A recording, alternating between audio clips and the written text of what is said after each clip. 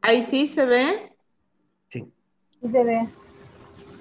Bueno, bueno, entonces a partir de la clase de hoy comenzamos con todo lo que es nutrientes.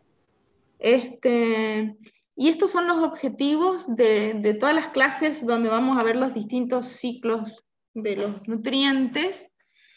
Vamos a ver nitrógeno, fósforo, calcio, potasio, magnesio en sucesivas clases. Y estos son los objetivos generales. Conocer el contenido y formas de los macro y micronutrientes en el suelo, interpretar su dinámica, entender el balance de nutrientes del suelo y comprender cuál es la importancia en la relación suelo-planta. Ustedes saben que los nutrientes son compuestos químicos que son requeridos por un organismo para cumplir su ciclo de vida. Y la nutrición es el suministro y absorción de esos nutrientes necesarios para el crecimiento y el metabolismo de ese individuo. En nuestro caso, nosotros estudiamos los nutrientes del suelo y la nutrición de los cultivos, desde el punto de vista de la producción vegetal. Se considera un elemento esencial a aquel elemento que cuando está en deficiencia hace imposible que ese vegetal pueda completar su ciclo de vida. Y esa deficiencia es específica para ese elemento en cuestión. El elemento está directamente implicado en la nutrición de la planta o del vegetal. Bueno, ustedes saben que existen macro y micronutrientes que reciben ese nombre de macronutrientes y micronutrientes por las cantidades, en realidad, basados en las cantidades que se necesitan para el desarrollo y crecimiento. Y los macronutrientes son aquellos que se consideran que se necesitan en mayor cuantía para la producción de cultivos, por ejemplo, el nitrógeno, el fósforo, el potasio, el calcio, el magnesio, en menor medida el azufre, pero todos son macronutrientes. Y después tenemos los micronutrientes, aquellos que se necesitan en menor cuantía, con pequeñas cantidades, que algo habíamos hablado ya de los micronutrientes, justamente dijimos que como se requieren en tan pequeñas cantidades, pequeñas variaciones de las concentraciones de esos micronutrientes ya pueden resultar tóxicas en el suelo. Lo vimos cuando vimos pH y disponibilidad de nutrientes, si recordarán. Que muchos micronutrientes, cuando el pH descendía, comenzaban a aumentar su solubilidad y comenzaban podían estar en concentraciones tóxicas. Dentro de los micronutrientes tenemos el zinc. Hoy vamos a ver el molibdeno, lo importante que es en la parte de nitrógeno, de fijación de nitrógeno, el boro, el cobre, el hierro, cloro, manganeso y sodio y otros. Entonces vamos a entrar, Profesora, sí. una consulta. ¿Todos los nutrientes pueden resultar tóxicos en ciertas condiciones?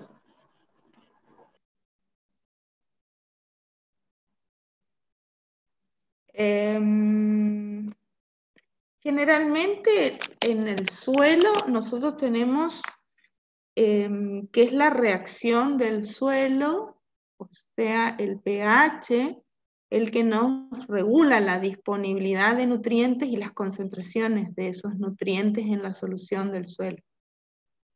A medida que cambia ese pH, cambia esos nutrientes, algunos se hacen más solubles, otros se hacen menos solubles y otros incluso precipitan.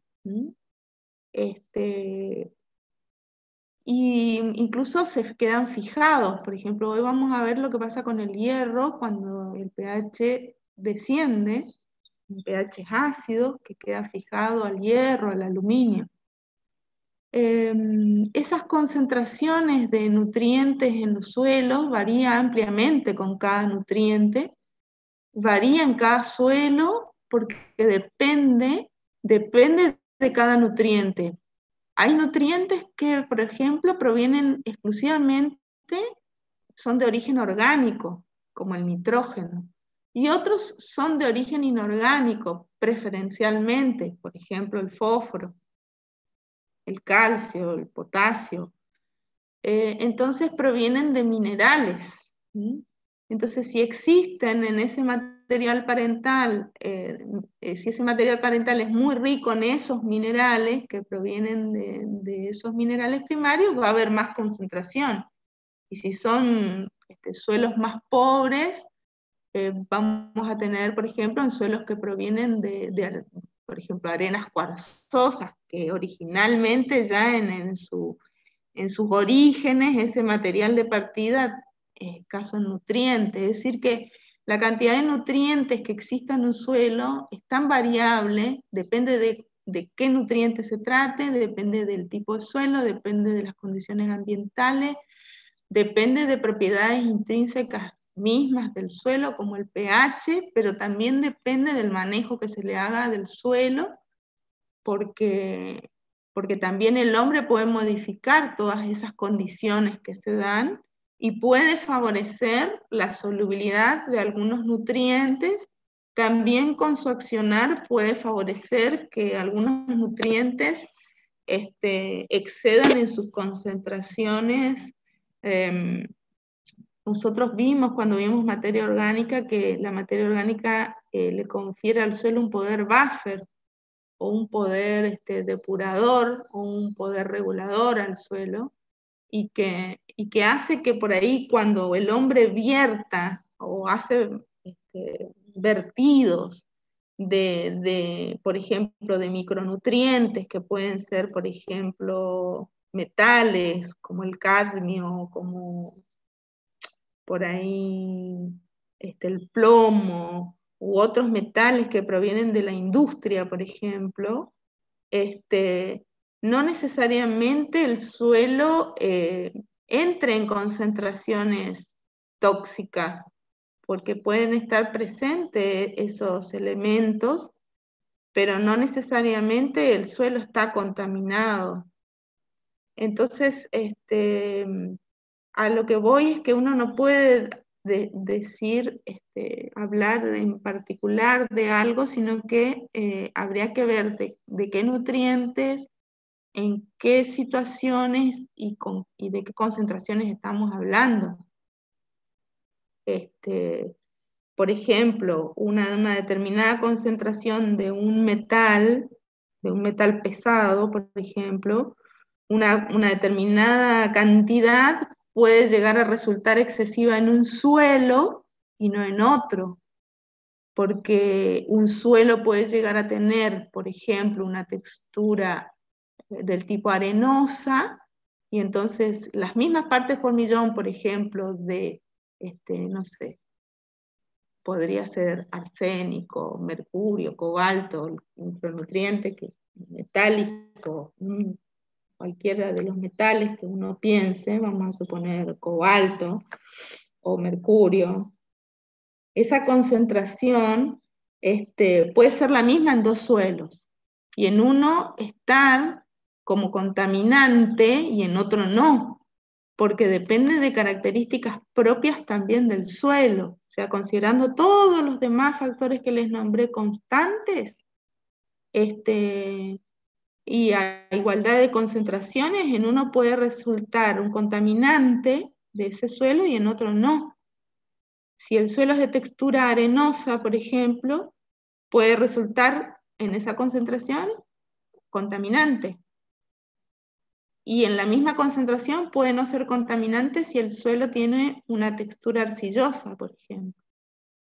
Porque la capacidad reguladora buffer de ese suelo no solo se refiere al pH, sino también al poder absorber y desabsorber esas moléculas o esos iones metálicos que pueden estar en diferentes concentraciones. Lo vamos a terminar de entender, creo yo, cuando veamos contaminación de suelos.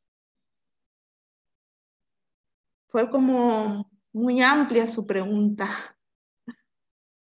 No sé Sí, si disculpe, profe.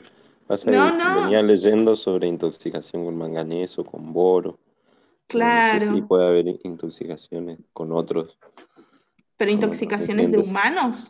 No, no, de plantas, por exceso, Ah, de boro, de zinc, de ajá, manganeso. Pero ya son ujú. micro, perdón, profe. Ujú. Son micronutrientes, sí. Profe, Sí, interrumpo para comentarles que ahí ya pude modificar lo del parcial, ajá. así que está habilitado. Bueno, ¿para qué hora habilitaron?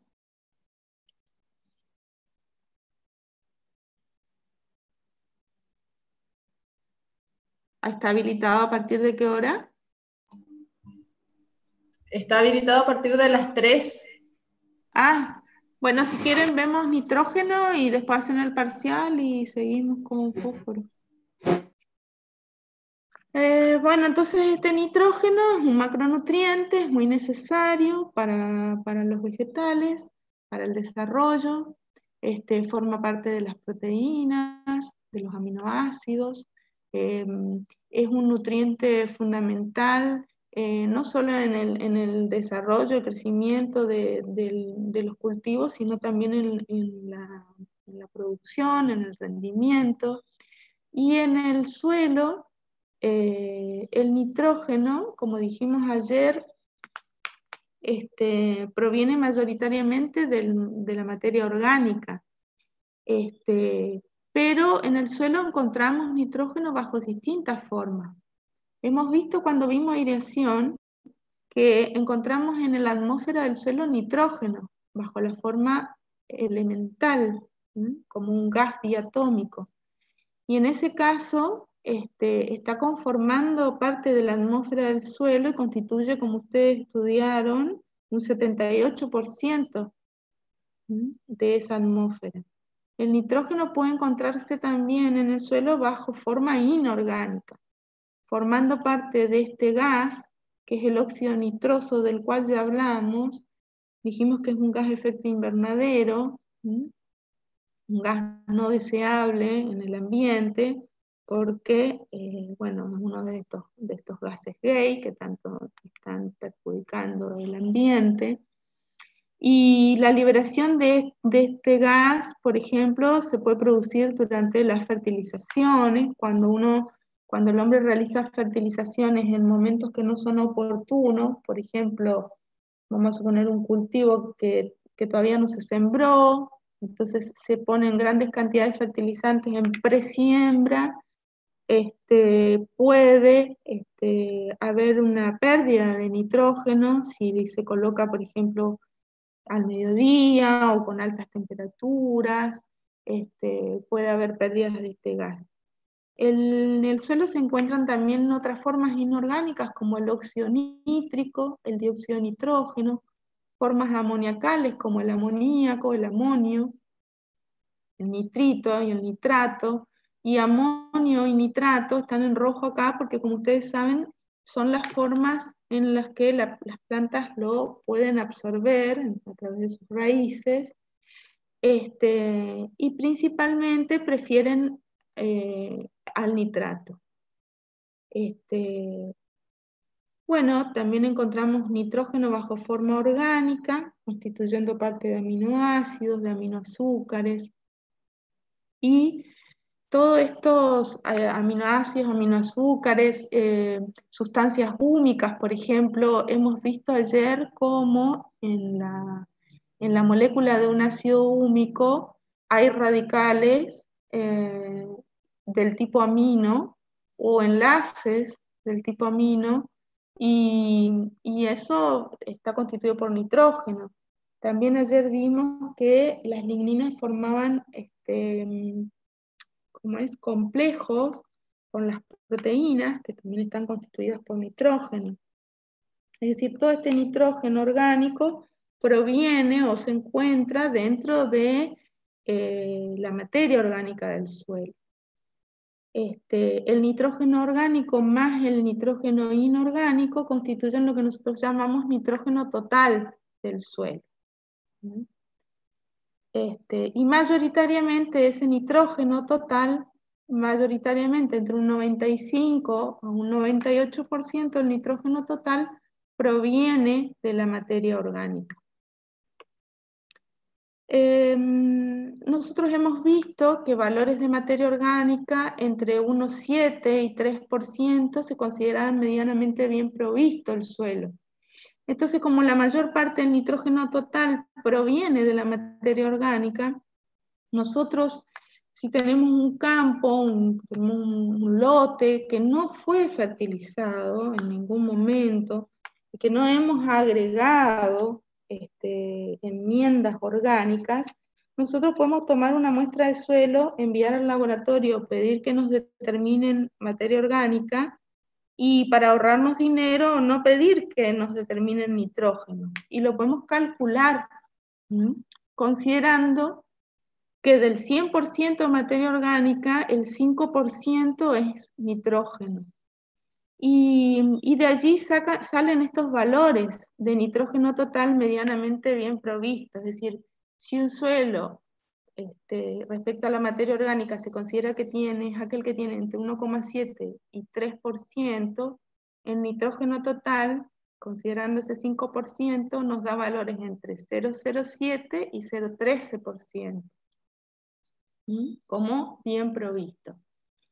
Lo que les quiero decir es que a veces, cuando el suelo no fue fertilizado, uno puede, con el valor de materia orgánica, calcular la cantidad de nitrógeno total que hay en el suelo, aproximado, haciendo el 5% de esa materia orgánica. Ahora ya cuando hay una intervención a través de fertilizaciones o enmiendas o agregados de compost, por ejemplo, ya tenemos que pedir en el laboratorio exclusivamente que nos hagan la determinación del nitrógeno total. El contenido de nitrógeno en los suelos varía ampliamente. En un suelo agrícola podemos encontrar valores muy, muy bajos, como por ejemplo 0,02%, o muy altos, como 0,4%. Ese contenido en los suelos depende de distintos aspectos que vimos ayer. Como la mayor parte del nitrógeno total del suelo proviene de la materia orgánica, todos aquellos factores que me aumenten el contenido de materia orgánica me van a aumentar también el contenido de nitrógeno total del suelo. Me van a favorecer un buen contenido de nitrógeno en el suelo. Ayer vimos el efecto del clima y el efecto de la vegetación en cuanto a materia orgánica. Sabemos que al aumentar la temperatura disminuye el contenido de materia orgánica y disminuye el contenido de nitrógeno. Ahora bien, Jenny, cuando hace esta relación inversa entre temperatura y contenido de nitrógeno, también observa que no siempre sucede, porque si existiera siempre esa relación inversa, es decir, a mayor temperatura, menor contenido de nitrógeno, no encontraríamos en suelos tropicales altos contenidos de nitrógeno como se encuentran. Entonces, lo que hicieron los científicos fue comprobar que en realidad, más que influenciado por la temperatura, el contenido de nitrógeno está muy influenciado por la vegetación. Entonces acá vemos en el eje de las X, vemos cómo vamos de menor a mayor temperatura y cómo en todos los casos disminuye, ¿no es cierto?, el contenido de nitrógeno. Pero cuando consideramos la vegetación, vemos, por ejemplo, a una misma temperatura, vamos a tomar, por ejemplo, no sé, 15 grados. A 15 grados, el contenido de nitrógeno no es lo mismo bajo un bosque de una región húmeda que bajo una pradera de una región semihúmeda o una pradera de región húmeda. Es decir, lo que vimos ayer de cómo la vegetación en su aporte de residuos y aporte de materia orgánica, y lo que hemos visto era que en las praderas el aporte de materia orgánica muy superior que el aporte de materia orgánica por parte de los bosques. No sé si recordarán, hablábamos de 77 toneladas y de 147 toneladas. Cuando comparamos una pradera y un bosque húmedo a una misma temperatura, sucede lo mismo con el nitrógeno. La pradera presenta mucho más nitrógeno que el bosque. Cuando comparamos dos praderas, aquella pradera que se presenta en una zona húmeda o de mayores precipitaciones, presenta mayor valor de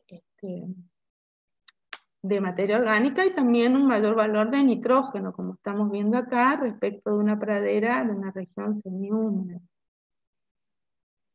En cuanto al efecto de la topografía, bueno, ayer hablamos también de que en los bajos encontramos mayores contenidos de materia orgánica, que esa materia orgánica provenía de las zonas más altas, pero también, por otro lado, porque en los bajos teníamos mayor humedad que posibilitaba el mayor desarrollo de mayor vegetación, y entonces mayor regreso de materia orgánica al suelo. Y lo mismo sucede con este nitrógeno tan dependiente de esa materia orgánica. En los bajos vamos a encontrar generalmente mayores contenidos de nitrógeno. En cuanto al efecto de la textura, hemos visto que suelos arcillosos presentan mayor fertilidad que suelos arenosos, por lo tanto en suelos arcillosos vamos a encontrar un mayor desarrollo de vegetación, mayor cantidad de materia orgánica que vuelve al suelo, mayores contenidos de nitrógeno. Incluso vimos ayer que el tipo de arcilla, recordábamos, también era importante, y en este caso del nitrógeno, recordarán cuando vimos superficie específica, dijimos que la hilita tiene menor superficie específica que mormorillonita, si bien las dos son 2,1, la hilita es no expandente y la mormorillonita es expandente, entonces la mormorillonita presenta mayor superficie específica, mayor SIG, los suelos mormorilloníticos van a ser seguramente suelos más fértiles, con mayores contenidos de nitrógeno. Pero en el caso particular de la hilita, cuando vimos esa arcilla, nosotros estudiamos que entre las capas de arcilla de la hilita se podían alojar iones del tipo del potasio o de amonio, porque tenían un radio iónico perfecto que hacía que ingresara y quedara fijado entre las láminas. Entonces hablábamos, incluso calculamos, que cuando fertilizábamos con potasio teníamos que ver el hambre del potasio del suelo, es decir, cuánto potasio quedaba fijado en la hilita. Y es lo mismo para cuando hacemos fertilizaciones con fertilizantes amoniacales. Ese amonio, parte de ese amonio en un suelo rico en hilitas, va a quedar fijado en la hilita. Entonces también tenemos que calcular qué parte va a quedar fijada para poder saber bien qué dosis de fertilizante amoniacal vamos a colocar. El efecto del hombre, como siempre, nosotros con nuestro accionar podemos tener un efecto positivo o un efecto negativo. Si realizamos un monocultivo, si realizamos, por ejemplo, una labranza convencional siempre a una misma profundidad. También sabemos que vimos ayer cómo cuando se laborea un suelo con un arado, se oxigena mucho el suelo y entonces se quema o se mineraliza rápidamente esa materia orgánica, entonces vamos a perder esa materia orgánica rápidamente, y entonces ahí hablamos de lo importante que era realizar prácticas conservacionistas y efectuar buenas prácticas. Y dentro de esas buenas prácticas está devolver al suelo parte de ese nitrógeno que se llevan las cosechas. Porque una parte, cuando producimos, por ejemplo, no sé, trigo, una parte del nitrógeno se va a ir con esos granos de trigo que vamos a sacar del campo. Y otra parte del nitrógeno va a quedar, o se va a ir con lo que absorbe la planta, pero va a quedar en esa paja de trigo, es decir, que de alguna manera va a volver al suelo como nitrógeno orgánico. Es decir, que nosotros siempre tenemos que pensar en tratar de ir manteniendo ese equilibrio entre lo que el cultivo se va llevando y lo que nos va quedando, de manera de que no sea una, ¿cómo sería? Una explotación agrícola del tipo minero, ¿no? Donde solo extraigamos nutrientes y no los repongamos. Bueno, y respecto a la distribución del perfil, ayer vimos perfiles de materia orgánica y vimos que, fíjense, acá tenemos dos perfiles con carbono, lo que está subrayado del lado izquierdo, y vemos cómo los contenidos de carbono son altos en superficie y después disminuyen en profundidad, que es lo que normalmente pasa. Y como el nitrógeno depende del carbono, de la materia orgánica, entonces también es normal encontrar, factible encontrar siempre mayores valores de nitrógeno en superficie y que esos contenidos de nitrógeno total disminuyan con la profundidad. En este caso está hecho hasta el 1,50 m, en tierras negras y en krasnócenos. Las tierras negras podrían ser un ejemplo de los molisoles. Fíjense, acá tenemos 0,2% de nitrógeno, es un valor muy bueno de nitrógeno total. Y en este otro caso tenemos el doble de nitrógeno, tenemos 0,4% de nitrógeno. Y este tipo de tierras que dice acá serían lo que nosotros, o lo que en la FAO se denominan ferralsoles, que son esos suelos rojos, ultisoles del tipo oxisoles, ultisoles, ricos en hierro, y que tienen esa capacidad de formar esas microestructuras y esos complejos organominerales con la materia orgánica, la arcilla, y la materia orgánica y el hierro, esos complejos organometálicos, que lo que hacen es proteger a la materia orgánica de la actividad microbiana. Entonces, al estar protegida la materia orgánica, también está protegido el nitrógeno. Por eso la cantidad de nitrógeno en esos suelos es mayor, se pueden encontrar mayores valores. En el ciclo del nitrógeno, bueno, como todo ciclo, tenemos ganancias y tenemos pérdidas. Dentro de las ganancias de nitrógeno al suelo, tenemos el nitrógeno atmosférico. Ustedes saben que la atmósfera está constituida por un 78% de nitrógeno. Y bueno, que gran parte de ese nitrógeno puede ser fijado. Esa fijación puede ser del tipo simbiótica, a través de un grupo de microbios que se llaman rizobios. Puede ser no simbiótica a través de muchas bacterias que son de vida libre y que pueden fijar ese nitrógeno atmosférico, por ejemplo, Azotobacter.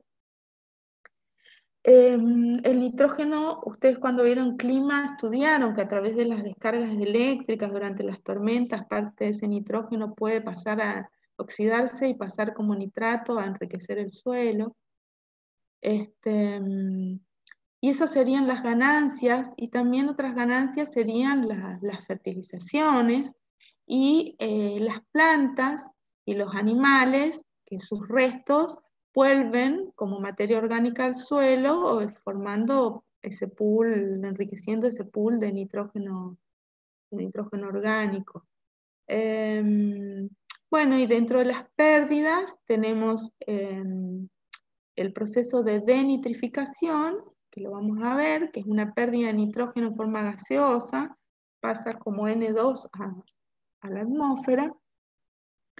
Después, bueno, la fijación de nitrógeno es lo que les dije hoy, una pérdida de nitrógeno muy importante por lavado o con las aguas de percolación, por lixiviación, y ese nitrato, principalmente las pérdidas por lixiviación son de los nitratos, que son fácilmente lavados, y pueden ser pérdidas muy importantes, que se lo considera pérdida cuando ya se va del perfil, o al menos de la zona donde pueden absorberlo las raíces. Y pueden llegar hasta las capas freáticas, y contaminar incluso esas napas freáticas. O pueden a través de las napas llegar a lagunas y entonces aumentar los contenidos de nitrógeno en esas aguas. Bueno, entonces dentro de las pérdidas también tenemos que considerar la absorción por las plantas y lo que se va con los granos, ¿no? Con las cosechas. Si son forrajes, bueno, con el forraje. Vamos a ver que hay procesos, ayer vimos procesos de inmovilización, no sé si ustedes recordarán, cuando vimos materia orgánica y el agregado de residuos con alta relación carbono-nitrógeno, hablamos de la inmovilización de nitratos por parte de los microorganismos. Es decir, esos nitratos que están en el suelo van a ser captados por los microorganismos, los van a inmovilizar en sus cuerpos celulares y van a formar parte de ese nitrógeno orgánico. Bueno, vamos a ir viendo las distintas partes. Entonces, ¿cuáles son las ganancias a partir de la materia orgánica, de los residuos, de la descomposición, de residuos vegetales y animales? La fijación, que puede ser biológica o abiológica a través de formas atmosféricas, y dentro de la fijación biológica tenemos simbiótica y asimbiótica. Y las formas atmosféricas que hemos visto a través de esas descargas eléctricas, y los fertilizantes nitrogenados, bueno, que son de distintos tipos. Después vamos a ver ahora una tabla de fertilizantes, pero en general fertilizantes nitrogenados y también abonos ricos en nitrógeno, ¿no es cierto? Son aportes de ganancias. Dentro de lo que son ganancias por fijación biológica asimbiótica, la literatura dice que se pueden llegar a fijar en el suelo de 10 a 100 kilos de nitrógeno por hectárea y por año. Y que esa fijación puede ser a partir de organismos de vida libre, como estas bacterias que ven acá, Clostridium, que son anaerobias estrictas, Klebsiella, que son facultativas, o bacterias aerobias como Azotobacter, Beijeringia, Azospirillum, y también a través de algas o cianobacterias como Nostoc y Anabaena. Estos son todos de vida libre, pero también existen algunas asociaciones entre estos de vida libre y algunas especies de plantas. Por ejemplo, una fijación en asociación es la asociación Paspalum, Azotobacter, Cynodon, que es un pasto, Azospirillum, Triticum, que es el trigo, con Bacillum o con Azospirillum, Casuarina, que es un árbol, y Franus. Entonces, ¿cómo sucede esta fijación asimbiótica ocasionada por organismos de vida libre? Bueno, estas bacterias que mencionamos ahora tienen la capacidad de tomar ese nitrógeno N2 o diatómico que están en el aire y reducirlo a formas amoniacales. Entonces lo fijan y esas formas amoniacales después pueden ser oxidadas por bacterias como las nitrosomonas y pasar a nitrito, y por bacterias como Nitrobacter y ser oxidadas a nitratos, que son las formas en las que la planta puede absorber el nitrógeno, forma de nitrato, como dijimos hoy, o de amonio. Ahora bien, la fijación simbiótica es mucho más eficiente. Dijimos 10 a 100 para la simbiótica, y la simbiótica de 50 a 200 kilos de nitrógeno por hectárea y por año. En esa simbiosis tenemos, como les dije, el grupo de los rhizobios con especies de leguminosas. Estos son algunos de los que componen, las bacterias que componen el grupo de los rhizobium. Rhizobium, Sinorhizobium, Alorhizobium, etc. Esto van a ver con más detalles, si ya no lo vieron, bueno, cuando vean microbiología. Acá tenemos una raíz, y todos estos redonditos que ven acá son nódulos rojos. Son rojos porque están fijando nitrógeno. Se considera que cuanto más oscuros más fijación está habiendo, hay una proteína que es la L-hemoglobina, que es el que le da el color rojo, y que es la proteína enzima que es la que interviene en el transporte de oxígeno, regula el oxígeno, y es una simbiosis porque es una asociación de mutuo beneficio, ¿no? La planta se beneficia con el nitrógeno que la bacteria le da, y la bacteria se beneficia con la protección y el hábitat que le dan las raíces, que le da la planta. Entonces tenemos acá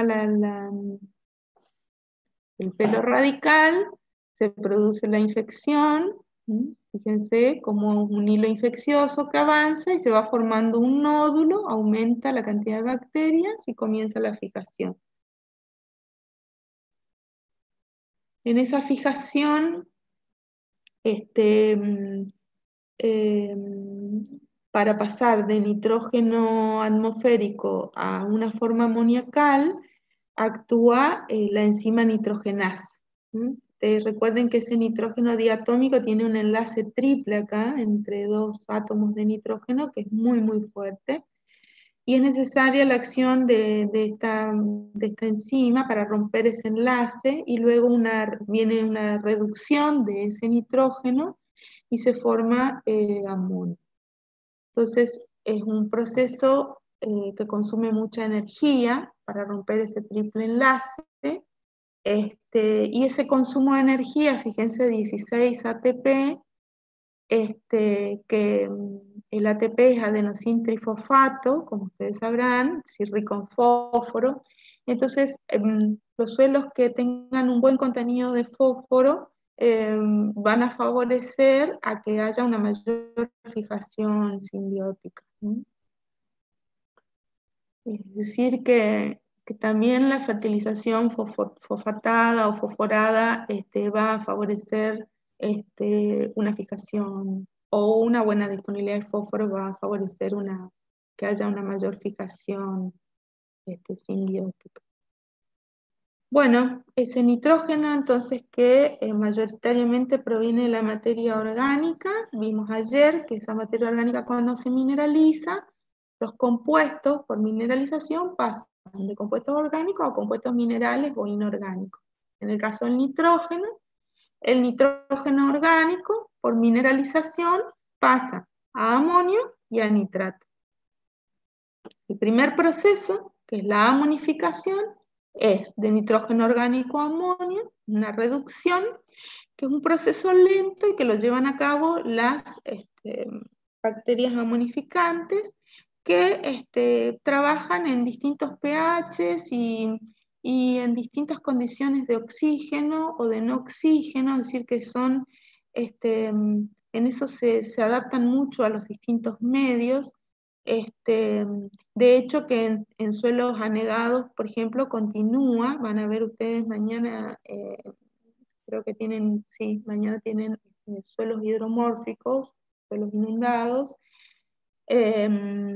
y van a ver que cuando falta el oxígeno, se reduce el ciclo del nitrógeno hasta amonificación, es decir, se frena acá, porque estas bacterias funcionan, y entonces el nitrógeno orgánico, por un proceso lento, pasa a un nitrógeno inorgánico del tipo amoniacal.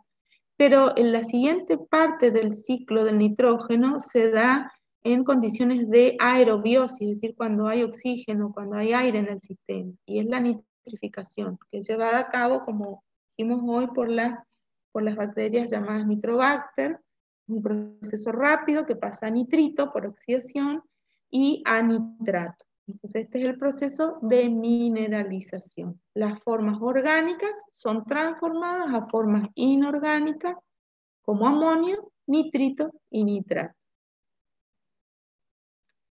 Hay un proceso inverso que se llama inmovilización del nitrógeno, que lo vimos ayer, pero acá está en detalle. El nitrato es tomado por los microorganismos como fuente de nitrógeno para producir sus propios cuerpos celulares y sus proteínas, y entonces los inmovilizan en sus cuerpos celulares y lo pasan a nitrógeno orgánico. La inmovilización del nitrógeno, entonces, es el proceso por el cual el nitrógeno inorgánico es inmovilizado temporalmente por acción de los microorganismos del suelo y pasa a un estado orgánico formando parte de los cuerpos celulares. Después, cuando muere toda esa biomasa microbiana o esos microorganismos, ese nitrógeno orgánico sufre la mineralización y vuelve entonces a pasar a la fase inorgánica y a estar disponible nuevamente para las plantas.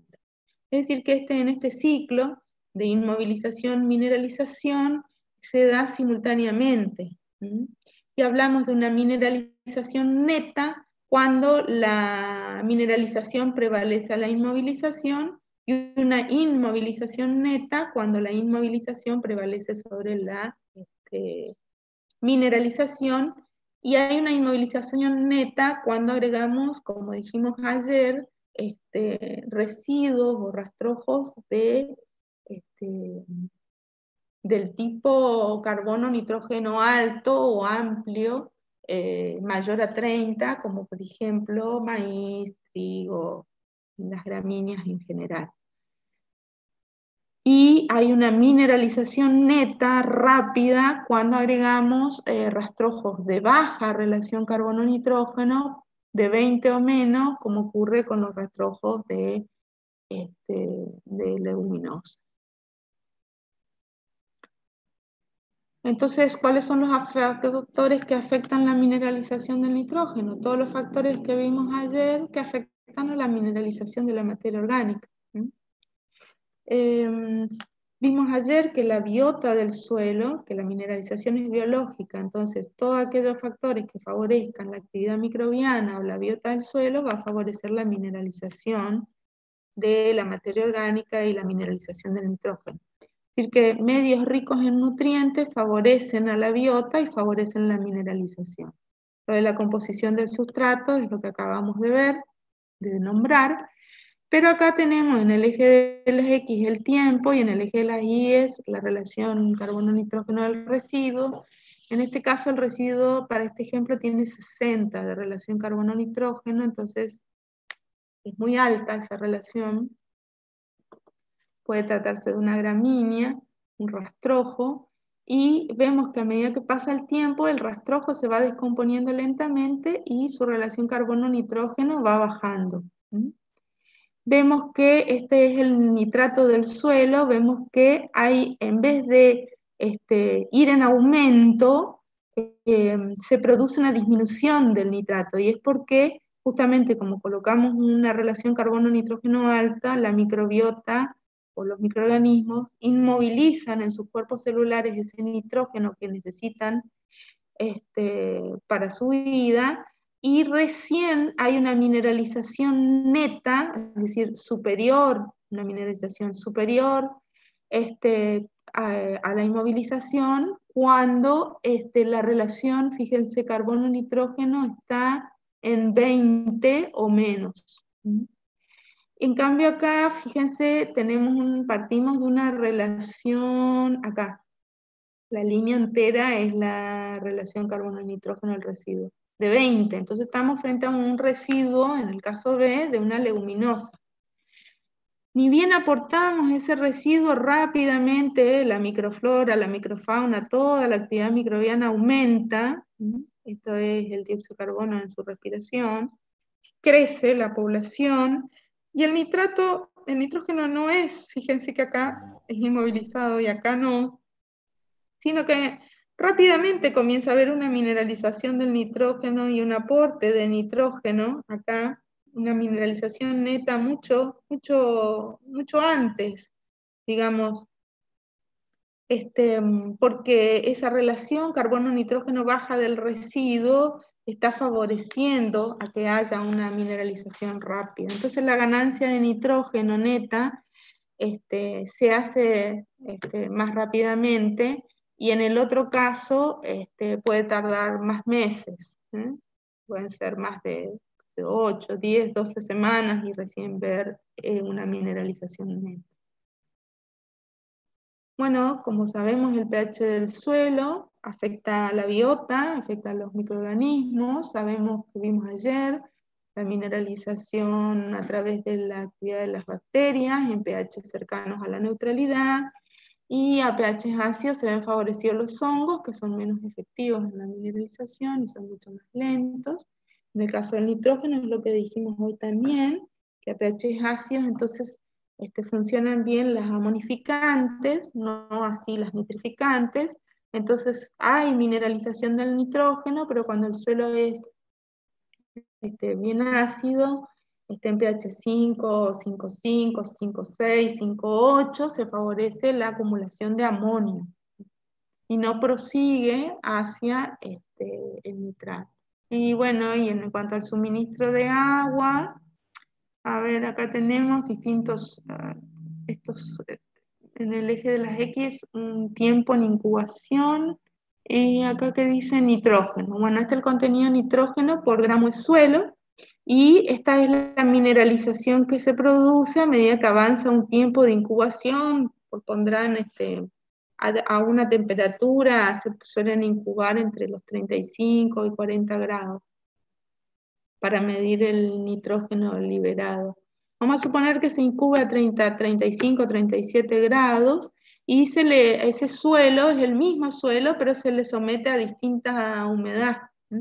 Acá tiene un 10% de humedad y acá tiene 42%, ese que está acá está en capacidad de campo. Y bueno, entonces tiene que ser un suelo más bien de textura fina, ¿no es cierto?, para estar en un 42% en capacidad de campo. Y lo que vemos es que en todos los casos, a medida que transcurre el tiempo, se va mineralizando el nitrógeno, pero el nitrógeno liberado a forma inorgánica es mucho mayor cuando hay una buena disponibilidad de agua, y habíamos dicho que para un buen funcionamiento de las bacterias teníamos que tener una buena relación aire-agua, y que lo óptimo se daba en capacidad campo. Entonces es lo que estamos viendo acá. Y acá, esto lo vimos, hablamos de la importancia de la aireación del suelo.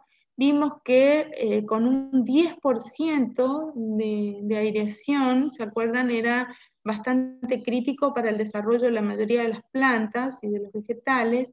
En este caso se está midiendo cómo influye la aireación en la liberación de nitrógeno mineral. Entonces vemos que a medida que aumenta la disponibilidad de aire, de oxígeno, aumenta la oxidación de los compuestos orgánicos y la liberación de nitrógeno mineral en forma de nitrato. Bueno, la producción de nitratos en un suelo a distintas temperaturas. Bueno, sabemos que las temperaturas entre 30 y 35 grados, entre 30 y 40 favorecen la actividad microbiana, así que a medida que aumentaron la temperatura, la producción de nitrato, es decir, de nitrógeno que se mineralizó a nitrato, el nitrato liberado fue mayor en las temperaturas donde tenemos mayor actividad microbiana. Y en las interacciones suelo-planta, a ver si me deja ver acá, que no estoy pudiendo ver. Perdón. Bueno, esperen porque tengo justo un cartelito acá. Ahí está. En el eje de las X tenemos el tiempo de 0 a 12 semanas, de 12 semanas, 3 meses. Y bueno, y acá se sembró, en una parcela se dejó el suelo desnudo, en barbecho, y en la otra se sembró y se cultivó. Se hizo un cultivo. ¿Y qué pasó? El nitrógeno mineralizado se fue midiendo cada 2 semanas. La cantidad de nitrógeno mineralizado aumentó a medida que pasó el tiempo en los dos casos. Pero en el suelo desnudo continuó la cantidad de nitrógeno medido en el suelo como nitrato, y en el suelo cultivado no, porque más o menos alrededor de los 2 meses o mes y medio ya están las plántulas absorbiendo nitrógeno, y acá estamos en 2 meses. Y acá ya 3 por 4, 12, así que acá ya estamos a los 3 meses. Y acá lo que está pasando es que parte de ese nitrógeno que se pasa a nitrato es tomado por el cultivo, entonces la cantidad de nitrógeno en el suelo desnudo sigue aumentando. Y en el suelo cultivado no sigue aumentando porque se lo está tomando la planta. Sigue habiendo mineralización, pero la va tomando, parte del nitrógeno lo toma la planta. Esto es la influencia del sistema de cultivo, como tenemos arriba, un suelo labrado, laboreado, con arado. Hay una remoción del suelo. Vimos ayer cómo la remoción del suelo bajo una labranza convencional favorece la mineralización de la materia orgánica. Entonces, los contenidos de nitratos en la solución del suelo son mayores cuando el suelo es laboreado que bajo siembra directa, es decir, cuando no hay remoción del suelo. Y en realidad lo que tenemos que tener acá en cuenta es que al haber mayor remoción se quema más materia orgánica, se mineraliza, pero también hay liberación de nitrógeno en forma de nitrato que puede ser tomado por el cultivo. Ahora bien, en siembra directa generalmente son muy importantes realizar buenas fertilizaciones de nitrógeno, y cuando digo buenas fertilizaciones no me refiero solo a la dosis, sino en el momento oportuno, de la fertilización en momentos oportunos, para no gastar dinero en recursos que la planta no va a utilizar y para evitar pérdida de nitrógeno hacia las napas. ¿Cuáles pueden ser las pérdidas de nitrógeno? Vimos hoy, cuando vimos el ciclo, hablamos de la denitrificación, que es la pérdida gaseosa de nitrógeno desde el suelo hacia la atmósfera. Bueno, la erosión, pérdidas de nitrógeno a partir de erosión, con las partículas de suelo que se erosionan, se pierde nitrógeno. Dijimos que en el caso del nitrógeno las pérdidas por lixiviación son muy importantes, un nitrógeno fácilmente lavado, y se ve también una pérdida de nitrógeno a través de la absorción por parte de los cultivos y cuando lo extraemos de los campos con las cosechas. Acá tenemos la extracción son distintos cultivos, el amarillo es girasol, el rojo es soja, esto es trigo y esto es maíz. Como lo vemos acá, como la extracción de nitrógeno, fósforo, potasio y azufre. Por ejemplo, el maíz extrajo 300 kilos de nitrógeno, ¿sí? Esos 300 kilos de nitrógeno extraídos por el maíz. Ahora el trigo extrajo y entre 300 y 600, también extrajo más o menos la misma cantidad. La soja extrajo para su producción mucho más nitrógeno, entre 600 y 1800, serían 1200 kilos, o 1200, no sé en qué está esto, en toneladas, bueno, se extrajo mucho más. Es decir, que la extracción por parte de los cultivos de los distintos nutrientes, no solo del nitrógeno, también en este caso el fósforo, el potasio, el azufre, depende de cada cultivo, de los requerimientos nutricionales de cada cultivo. Incluso la importancia que tiene cada nutriente en la cosecha misma depende del cultivo. Por ejemplo, cuando son cultivos de grano, donde la calidad del grano se mide por la concentración de proteínas que tenga, pues entonces el nitrógeno va a ser fundamental, no solo para la cantidad producida, sino para la calidad de ese grano. Y por supuesto que eso se paga más, digamos. Y bueno, y a este lado tenemos las aplicaciones que se hicieron en esa región. Esto creo que era La Pampa, sí, porque es García. Nitrógeno, fósforo, potasio y azufre, y cuántos kilos o cuánto se aplicó en esa oportunidad. Y fíjense, se extrajeron 1836 partes, pero se aplicaron solo 522 de nitrógeno. Es decir, siempre, y de fósforo 165, y de potasio se extrajeron 900 partes, pero se pusieron solo 17, de azufre se extrajeron 240, solo 33, o sea, siempre estamos fertilizando muy por debajo y no logramos reponer los nutrientes que estamos llevándonos con los cultivos. Entonces el suelo va perdiendo calidad. En la lixiviación de nitratos, bueno, la lixiviación de nitratos dijimos una pérdida importante de nitrógeno con las aguas de percolación, y cuando los suelos tienen un buen drenaje, las pérdidas son mayores que cuando los suelos tienen, por ejemplo, una baja permeabilidad o una baja conductividad del agua. Pero también, a medida que aumentan las dosis de fertilizantes, aumentan las pérdidas. También tiene que ver no solo la dosis, sino el momento de aplicación. No solo el momento durante el día de no aplicar fertilizantes, por ejemplo, en horas de temperatura extrema, por ejemplo, al mediodía, a la siesta, no habría que aplicar urea, por ejemplo, o cuando, porque esa parte de esa urea se va a descomponer y va a formar óxido nitroso, que se va a ir a la atmósfera como un gas contaminante, o nitrógeno atmosférico. Y entonces va a haber pérdidas importantes de nitrógeno en forma gaseosa, y es lo que llamamos denitrificación. Esa pérdida de nitrógeno o denitrificación puede tener un origen biológico o puede tener un origen abiológico. En el caso de un origen biológico,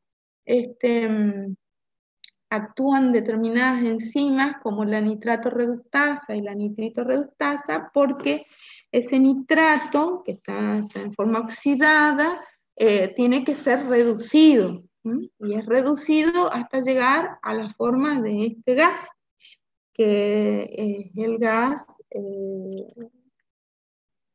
en su forma molecular, que escapa a la atmósfera, el nitrógeno molecular.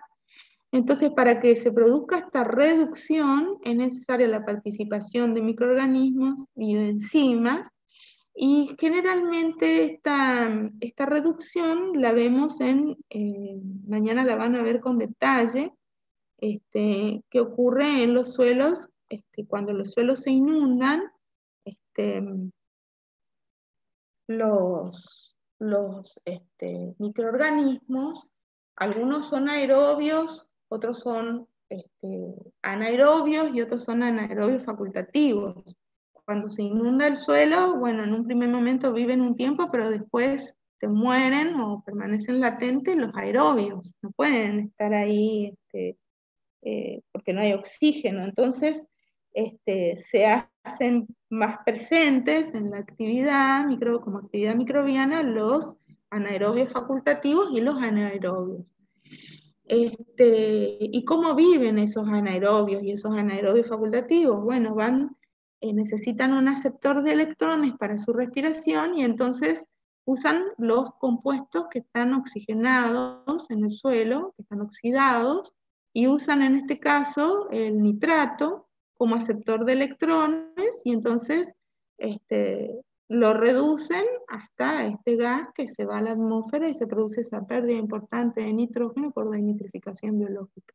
Y en el caso de la abiológica, un poco es lo que hablábamos hoy, de lo que ocurre con los fertilizantes cuando se aplican en condiciones de altas temperaturas, o incluso de pH altos, por ejemplo, cuando el pH es elevado por encima de 7, incorporamos fertilizantes amoniacales, por ejemplo, nitrato de amonio, parte de ese nitrógeno se va a perder bajo la forma de amoníaco, sobre todo si el suelo está seco, y el pH es básico. En pH ácidos, este es el ácido nitroso, y cuando el pH es muy ácido, por debajo de 5, sufre una descomposición espontánea y se forma el óxido nitroso, agua y óxido de nitrógeno, que son gases que se van a la atmósfera, es decir, que se produce esta denitrificación abiológica, no interviene ningún microorganismo, una cuestión química. Y la descomposición en este caso es del nitrito de amonio, ¿sí?, que se desdobla y también produce espontáneamente nitrógeno como gas, que se va a la atmósfera. Y este es el caso de pH ácidos y altas temperaturas, donde el amoníaco con el ácido nitroso forman ácido nítrico y después pasan a agua y a nitrógeno molecular que va a la atmósfera. Bueno, y a partir de las reacciones de urea en el suelo, que forman carbonato de amonio, y después se produce esta reacción del amonio, pasa a amoníaco con producción de agua y se desprende de forma gaseosa. Hay pérdidas de nitrógeno en forma gaseosa. Entonces la denitrificación es una pérdida de nitrógeno desde el suelo hacia la atmósfera en forma gaseosa, por distintas causas, estas biológicas y abiológicas. Y en este caso es muy importante lo que dijimos, y cuando fertilizamos, hacerlo también en el momento apropiado. Por ejemplo, en este caso, la denitrificación, acá,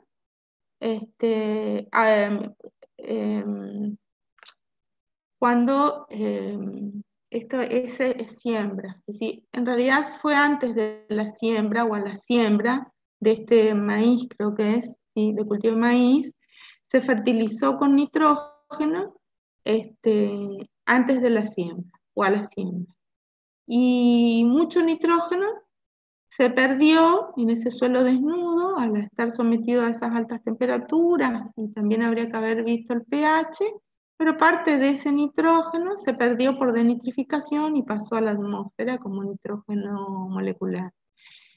La misma cantidad de fertilizante se aplicó cuando ya estaban las plantas desarrolladas, que son estas barras, y la pérdida por denitrificación, fíjense, fue muchísimo menor.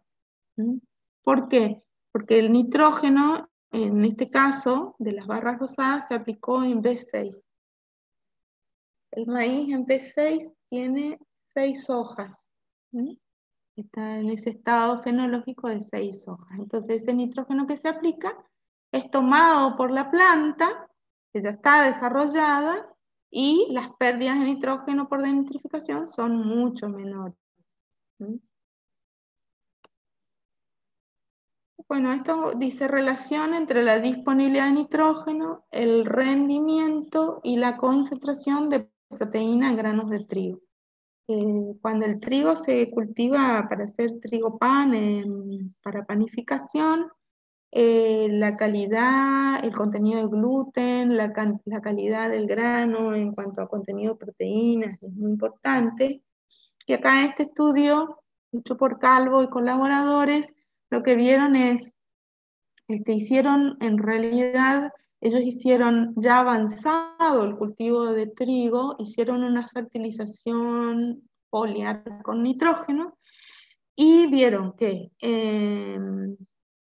tanto en los suelos donde había baja disponibilidad, o disponibilidad media, o disponibilidad alta, cuando se fertilizó con nitrógeno en vía foliar, el rendimiento aumentó en todos los casos, y el contenido de proteínas aumentó cuando la disponibilidad era media y alta, y el contenido de proteínas en el grano aumentó mucho más que el rendimiento cuando los suelos tenían buena disponibilidad. Resumiendo, si el suelo tiene una buena disponibilidad de nitrógeno y yo tengo un cultivo de trigo, y yo lo fertilizo en un estado avanzado de crecimiento, lo fertilizo con una fertilización foliar, lo que favorezco es que aumente el contenido de proteínas en el grano.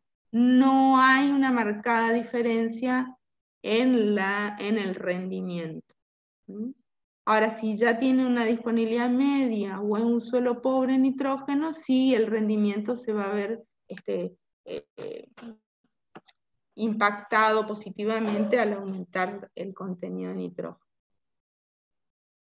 Bueno, Entonces tenemos el Black para relación suelo-planta, este es un manual de fertilidad, por ahí el Echeverría del 2014 es el que más nos gusta, tiene muy lindos gráficos, muchos de los gráficos que están acá son de ahí, y tiene una lectura que creo que les va a gustar, muy, muy amena. Y son todos estudios en Argentina. El Fassbender, como básico para la química de suelos, y el Will, para también lo que es relación suelo-planta. No tengo, veamos qué hora es, 4:30. Sí. Bueno, esta clase es como más larga que la de fósforo. Podemos, si quieren, pueden hacer ahora no sé si está disponible, Sí, está el disponible. aula para que ellos puedan hacer en media hora Sí, profe, está disponible.